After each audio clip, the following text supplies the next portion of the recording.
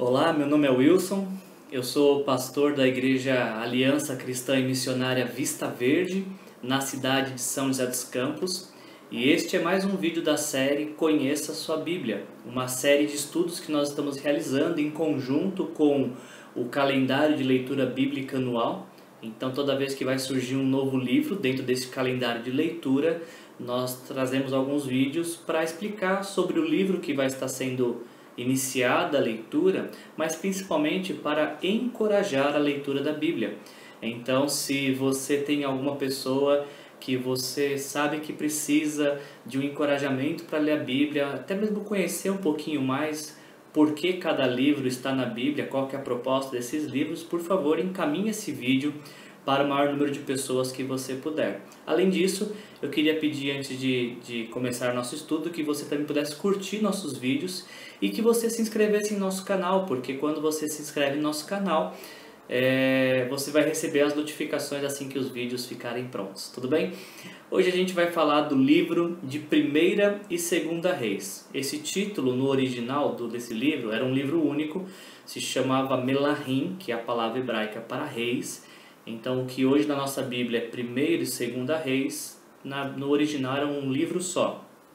E não tem muito como sabermos qual é o autor desse livro. Na verdade, como ele trata de um período muito longo, aproximadamente 400 anos, entendemos de que vários autores colaboraram para compilar essas histórias dos reis de Israel.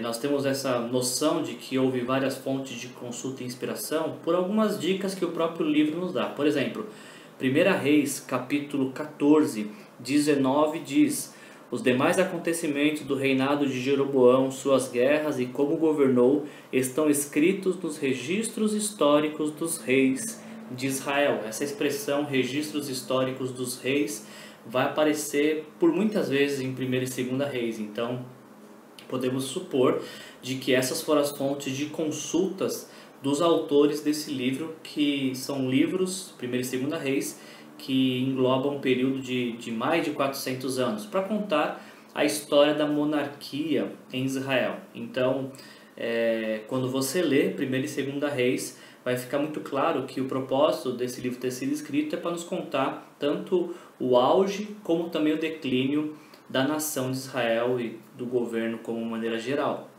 Uma palavra que eu utilizo para definir e me ajudar na compreensão do livro de 1ª e 2ª Reis é a palavra integridade. Para mim, a palavra integridade ela resume muito bem todo esse livro. Por quê? Em 1ª Reis, capítulo 15, versículos de 4 a 6, nós lemos as seguintes palavras. 1ª Reis 15, 4 a 6. Por amor de Davi, o Senhor, o seu Deus, concedeu-lhe uma lâmpada em Jerusalém, dando-lhe um filho como sucessor e fortalecendo Jerusalém. Pois Davi fizera o que o Senhor aprova, e não deixara de obedecer a nenhum dos mandamentos do Senhor durante todos os dias de sua vida, exceto no caso de Urias, o Hitita. É muito interessante nós observarmos que os autores do livro de Reis, eles vão usar a pessoa de Davi e o governo de Davi, do rei Davi, como um referencial para medir e avaliar os outros reis. Então, quando um rei é bom, esse rei é um rei segundo Davi, é alguém que imitou os passos de Davi. E quando um rei é ruim, este rei ele não foi bom como foi Davi. Davi se torna um padrão para avaliar um governo na nação e nessa escrita de reis. Porque Davi, como ele mesmo que foi descrito no texto, como alguém que obedeceu de coração a vontade e os planos de Deus para a sua vida. Então, para mim, a palavra integridade é uma palavra que resume bem esse livro. Nós podemos propor, para a sua boa compreensão desse livro, as seguintes divisões de capítulos. Abrindo em 1ª Reis, do capítulo 1 até o capítulo 11, fica muito claro para nós que o autor se preocupou em expor o reinado do rei Salomão. Porque nesse reinado, a nação ainda era uma única nação, a nação de Israel.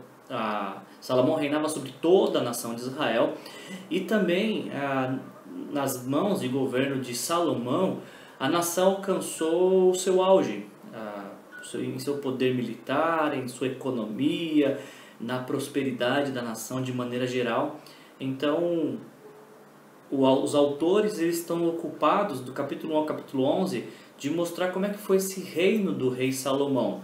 Eles nos mostram a transição de Davi para Salomão, dos primeiros 2 capítulos. Depois, capítulo 3 e 4 vão apontar para a sabedoria de Salomão, uma sabedoria que não era dele, não era competência adquirida, mas era uma graça de Deus, uma graça que Deus concedeu a Salomão. Do capítulo 5 ao capítulo 8, Salomão está ocupado na preparação e construção do templo de Deus em Jerusalém. Capítulo 9 a capítulo 10, então aí chegamos ao auge deste reinado, e até os textos dizem que a prata se tornou comum no reinado de Salomão, tamanha era a prosperidade da nação. Só que quando a gente chega no capítulo 11 de 1 Reis, nós vemos o declínio do reino, porque no capítulo 11 nós vemos que Salomão acabou abandonando os mandamentos de Deus. Ele teve diversas esposas, diversas concubinas, muitas de outras nações. Então, cada mulher que Salomão tinha, esta mulher tinha um Deus a quem ela adorava, a servia, e essas mulheres convenceram Salomão a abandonar o Senhor, seu Deus, para seguir e adorar outros deuses. E isso foi corrompendo o coração de Salomão e acabou gerando uma divisão no reino. Então, o capítulo 12 de 1 Reis vai nos mostrar que quando Salomão morre, o seu filho assume o reinado, e justamente quando o filho de Salomão, que se chamava Roboão, quando Roboão assume o reino, há uma revolta popular, e por conta desta revolta, por conta da má administração de Roboão, por causa da perversidade e opressão do rei Roboão, o reino se divide. E a partir de 1 Reis 12, então nós passamos a ter o reino do norte, que é identificado na Bíblia a partir desse momento como Israel, que tem sua capital em Samaria, e o reino do sul, que é identificado na Bíblia como Judá e que tem sua capital em Jerusalém. E aí a partir de 1 Reis 12, então, os autores de reis eles começam a contar as histórias simultâneas do que acontecia com os reis do norte e os reis do sul, os reis de Israel e os reis de Judá. Do capítulo 13 ao capítulo 16 de 1 Reis, a gente vai ver mais explicitamente essa divisão do reino e esses caminhos que esses dois reinos acabam tomando. E do capítulo 17 até o 22 de 1 Reis, nós vemos o surgimento do ofício profético através da figura de Elias. A partir então, embora sempre houveram profetas na história de Israel, a partir de Elias parece que isso se torna um ofício, assim como o sacerdócio e o rei o sacerdote e o rei eram figuras, ofícios em Israel. A partir de Elias parece que esse ofício passa a ser instituído na nação e começa então a surgir a escola de profetas, a surgirem muitos profetas. E da mesma forma que surge Elias no cenário da nação de Israel para confrontar a queda dos reis de Israel, o abandono do Senhor, também vai acontecer o declínio do reinado do rei Acabe, que foi o pior rei que Israel teve. O livro termina dessa forma, primeira vez, com Elias surgindo e Acabe, o rei Acabe, entrando em declínio. Entramos em 2 Reis, então, agora, a sequência das histórias, com os meus 2 capítulos vão se ocupar em contar o fim do ministério do profeta Elias e a sucessão do profeta Elias pelo profeta Eliseu. Então, do capítulo 1 a 2, vemos o fim do ministério do profeta Elias, e do capítulo 3 a 9, o desenvolvimento e o surgimento do profeta Eliseu como sucessor do profeta Elias. O capítulo 10 vai nos dizer, de 2 Reis, sobre o fim da dinastia do rei Acabe. O capítulo 11 e 12 nos mostra a primeira renovação do reino do sul, do reino de Judá, quando o templo é reparado. Ele estava tinha passado por muitas deteriorações, e aí o rei Joás manda que o templo em Jerusalém seja reformado. Capítulo 13 a 16, nós vamos ver os últimos acontecimentos do reino do norte, porque uma vez que os reis do reino do norte abandonaram o Senhor deixou que eles seguissem esse caminho para longe dele, e a consequência de se afastar e seguir outros caminhos onde o Senhor não está é destruição. E é o que acontece com o reino do norte. Os reis do reino do norte vão levando Israel para ficarem distantes do Senhor, até que a destruição alcance esse reino. Nós vemos no capítulo 17 de 1 Reis o fim do reino do norte, quando a Assíria vem até Samaria e conquista Samaria, isso no ano 722 a.C. E assim termina a história do reino do norte, que era conhecido como Israel. Do capítulo 18 ao capítulo 20 de 2 Reis, nós vemos uma segunda renovação acontecendo no reino agora do sul, em Judá, que é uma renovação de fé. Se a primeira renovação foi do templo, agora é hora de renovar a fé através do reinado do rei Ezequias. E esse período de renovo vai acontecer do capítulo 18 até o capítulo 20. A gente vai ler as obras do rei Ezequias e o que Ezequias fez para conduzir a nação a um renovo de fé. Surge no cenário bíblico da história dos reis o pior de todos os reis, que é o rei Manassés, e o capítulo 21 vai se encarregar de contar as atrocidades que esse rei fez. O capítulo 22 e 23 de 2 Reis vai nos mostrar uma terceira renovação. Se Ezequias tinha deixado um legado de fé, Manassés acabou com esse legado, levando a nação, o reino do sul, à apostasia. Mas surge no capítulo 22 mais um rei, o rei Josias, que vai levar o reino do sul, a nação de Judá, a uma nova renovação de fé. Agora uma renovação de aliança, de levar a nação a relembrar do compromisso que eles tinham assumido de fidelidade a Deus. Capítulo 24 vai nos mostrar os últimos acontecimentos do reino do sul, Judá, que tem a capital em Jerusalém, até que o capítulo 25 nos conta sobre o fim desse reino do sul, quando o rei babilônio Nabucodonosor chega até Jerusalém, conquista então a capital e assim dá fim temporariamente, encerra as atividades daquela nação temporariamente. Por que temporariamente? Porque em 587 a.C. Nabucodonosor invade Jerusalém e captura a elite, os filhos de nobres, e deporta esses nobres para a Babilônia, que eles vivem lá por 70 anos. E nós vamos ouvir um pouco mais isso mais para frente, de que Deus traz de volta esse povo que foi exilado para Jerusalém, depois de 70 anos, para que eles possam reconstruir a nação. Mas isso é uma outra história, isso é um outro vídeo que eu espero que você não perca. Por hoje, o que eu queria contar para vocês, quando a gente lê 1 e 2 Reis, alguns desafios têm que surgir em nosso coração.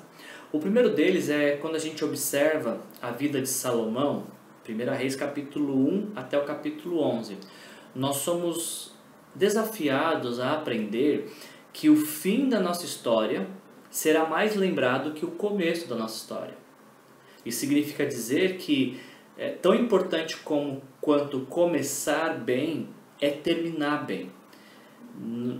Se nós temos um começo de história, de vida, de caminhada de fé muito bom, mas nos permitimos que o nosso coração seja conquistado por falsos deuses, o fim da nossa história vai contar apenas como que nós cedemos nosso coração a falsos deuses, não vai se lembrar do nosso começo. Esse é um desafio. Isso pode ser visto na vida de Salomão. Outra coisa interessantíssima de quando a gente lê 1 e 2 Reis é quando a gente observa a vida de Jeroboão, que foi o primeiro rei do reino do norte de Israel, capital em Samaria, quando o reino é dividido. Quando o reino é dividido, Jeroboão teve a oportunidade de fazer tudo certo, mas ele já começou errado. E uma coisa que começa errado dificilmente vai acabar certo. Então Jeroboão para nós é um exemplo de que um pequeno desvio, mesmo que sejam centímetros na caminhada com Deus, Em pouco tempo, esse desvio será de quilômetros, uma distância enorme. E toda distância provocada começa com um pequeno desvio, não são com grandes desvios. Pequenos desvios podem lá na frente proporcionar um grande afastamento de Deus. E a última coisa que eu queria te falar, e essa é a mais encorajadora quando nós lemos os livros de reis. Todos os reis da Bíblia, para não dizer todos os personagens, independente dos seus méritos ou desméritos, são pessoas imperfeitas. O livro de Reis vai nos contar a história de reis imperfeitos. Alguns tiveram uma boa jornada, outros jornadas lamentáveis, mas os reis da Bíblia, os reis imperfeitos da Bíblia apontam para o rei perfeito, o rei que convida todos os seus súditos a participarem do seu reino de amor. E você sabe que eu estou falando do Rei Jesus. Eu quero repetir isso para você. Os reis imperfeitos da Bíblia apontam para o Rei Jesus, que é o Rei perfeito, que convida a todos, pela fé, a entrar em seu reino. Em Colossenses capítulo 1, versículos 13 e 14, nós lemos: Ele nos resgatou do domínio das trevas e nos transportou para o reino do seu Filho amado, em quem temos a redenção, a saber, o perdão dos pecados. A Bíblia nos diz que existe um Rei perfeito, o nome dele é Jesus, e ele recebe todos aqueles que se rendem a ele pela fé, naquilo que ele fez na cruz, pelo sacrifício que ele fez na cruz, para que nossos pecados pudessem ser perdoados.